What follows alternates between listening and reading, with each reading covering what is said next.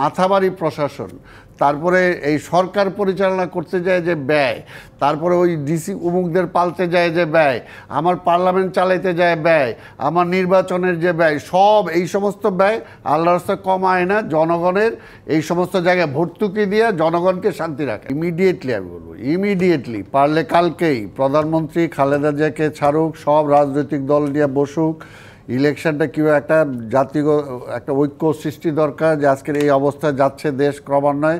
কারণ এটা জনগণকে যদি আমরা এটা থেকে বাঁচাইতে চাই, অবশ্যই একটা ইলেকটেড গভর্নমেন্ট দরকার এবং জবাবদিহিমূলক একটা সরকার দরকার। ইলেকটেড গভর্নমেন্ট আসলে এগুলি সমাধান হয়ে যাবে, অনেক কমে আসবে, অনেক যত জবাব দিতে থাকবে তখন এটা থাকবে না।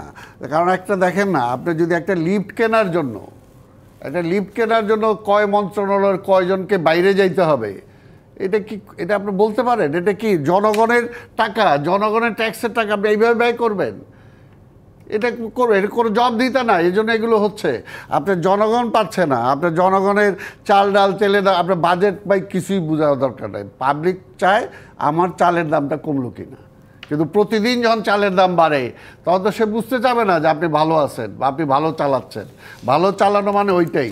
তো এর জন্য এখন আল্লাহর হস্তে যে এই যে মাথাবাড়ি প্রশাসন, তারপরে এই সরকার পরিচালনা করতে যায় যে ব্যয়, তারপরে ওই ডিসি উমুকদের পালতে যায় যে ব্যয়, আমার পার্লামেন্ট চালাইতে যায় ব্যয়, আমার নির্বাচনের যে ব্যয়, সব এই সমস্ত ব্যয় আল্লাহর রাস্তায় কমায় না, জনগণের এই সমস্ত জায়গায় ভর্তুকি দিয়ে জনগণকে শান্তি রাখেন।